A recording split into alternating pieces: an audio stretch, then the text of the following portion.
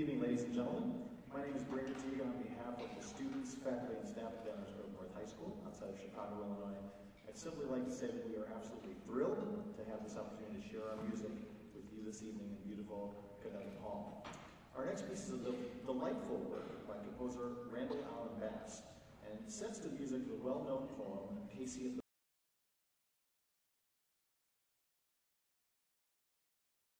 the Bat, which was written by Ernest Thayer in the late 1800s. Now I say well-known poem, and in truth, I know that it might not be, at least in England, so well-known. So when the concert organizers and I discussed the inclusion of this work on the program, we decided that just a bit of context and backstory might help you better understand the poem and the piece. You see, this is a poem about a famous baseball player. And we all know that baseball is one of the most popular team sports in England. Actually, okay, we can be honest, no one plays baseball in England. And most Europeans think it's about the most boring and slow game ever invented. Am I right? And so when the Brits tell us that, the Brits will tell us that we want to see a game that has a fast-moving object hurled through the air and then struck by a secondary object, then we should certainly watch cricket. And of all days, for me to attempt to draw a comparison between the sport of cricket and American baseball, I woke up this morning to news that the Ashes returned to Britain. Congratulations. After the English cricket team flogged, and I love this word, flogged the Australians to win the most important trophy in cricket in back-to-back years for the first time in 3 decades, and they also did this, I understand, in Australia, which is another large feat. In fact, the headline today I read was, England leaves Australia in ruins in quest for ashes. Very dramatic. In fact, here's what the New York Times wrote about the match today. Defeat casts doubt over the future of Australia's captain, Ricky Ponting. He is on the verge of being the first Australian captain for more than a century to lose 3 Ashes series following defeats in England in 2005 and 2009. His captaincy is seriously in jeopardy, wrote the Times. All losing captains come under scrutiny, but Ponting's problems have been compounded by miserable batting and his fits of temper. But Mr. Ponting will hear none of this. He's quoted saying, "Absolutely, I still want to be the captain," he told the BBC radio today. "I still personally think I've got a lot to offer this team as captain and with the bat." So back to our music tonight. Let's connect the stories if we could.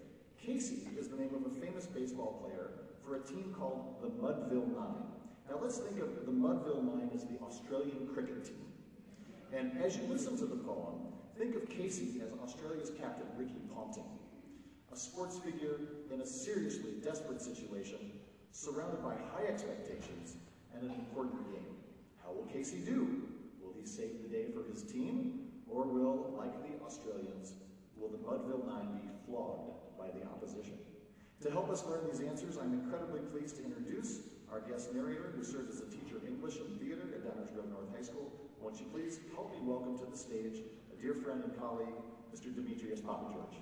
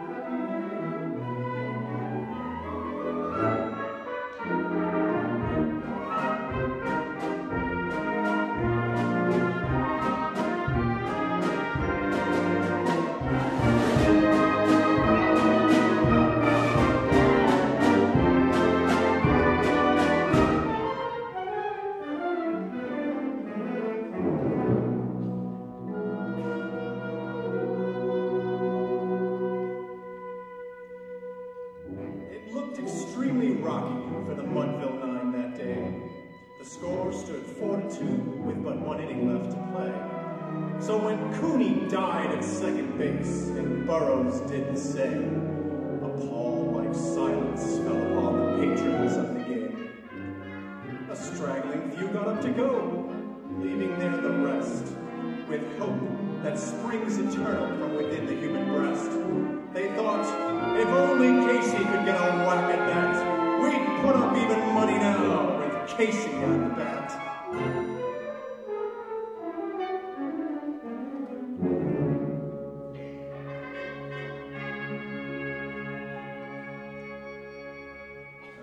But Flynn preceded Casey, and likewise so did Blake.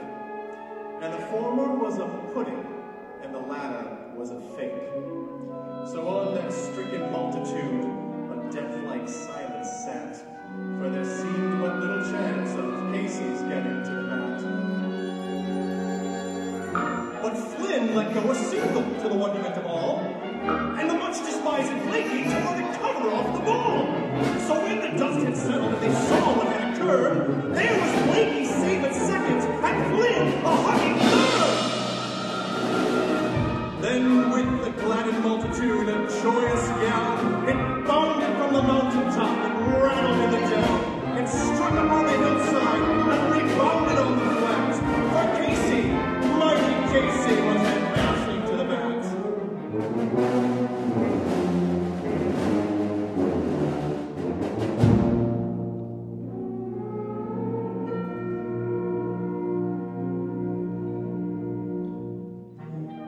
There was ease in Casey's manner as he stepped into his place. There was pride in Casey's bearing and a smile upon his face. And when responding to the cheers, he lightly doffed his hat. No stranger in the crowd could doubt 'twas Casey at the bat. 10,000 eyes were on him as he rubbed his hands in dirt. 5,000 tongues applauded as he wiped them on his shirt. And when the writhing pitcher found the ball into his hip, defiance flashed in Casey's eyes, and a sneer curled Casey's lips. And now the leather-covered sphere came hurtling through the air, and Casey stood a-watching in haughty grandeur there. Close by the sturdy batsman, the ball unheeded spell. "That ain't my style," said Casey. "Strike one," the umpire said. From the bench's blackened table, there went a muffled roar, like the beating of the storm waves on the stern and distant shore. "Kill him! Kill the umpire!" someone shouted from the stand, and it's likely that he killed him when not Casey raised his hand. And a smile of noble charity, great Casey's visage shone. He stilled the rising tumult, and he bade the game go on. He signaled to the pitcher, and once more the spheroid flew. But Casey still ignored it, and the umpire said, "Strike two!" "Fraud!" cried the batting thousands, and the echo answered, "Fraud!" But one scornful look from Casey, and the audience was all out.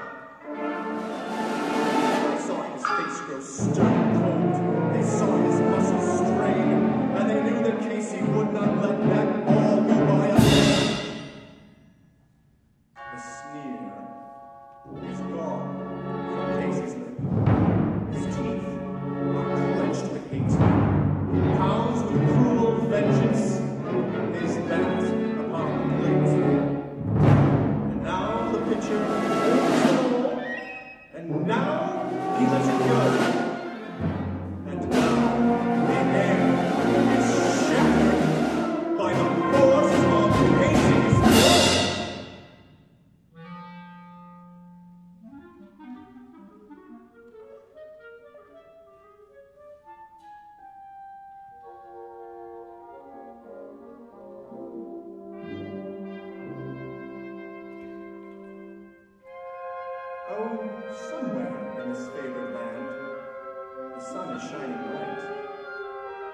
band is playing somewhere, and somewhere hearts are light, and somewhere men are laughing, and somewhere children shout. But there is no joy in Mudville. Mighty Casey has